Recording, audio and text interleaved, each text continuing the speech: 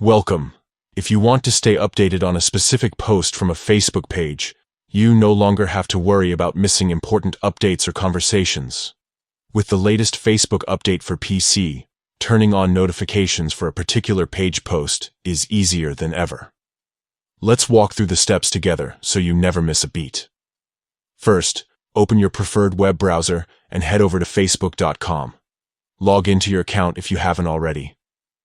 Once you're on your Facebook homepage, start by finding the post from the page you want to follow more closely. You can do this by searching for the page, scrolling through your feed, or navigating directly to the page's timeline. When you've found the post you want to keep track of, look for the three dots icon in the top right corner of the post. This icon opens a menu with more options related to that specific post. Click on it, and a list of actions will appear. From the menu, select the option that says Turn on notifications for this post. Once you click this, Facebook will start sending you notifications whenever there's new activity on that post, such as comments or reactions. This way, you'll always be in the loop and can join the conversation right as it happens.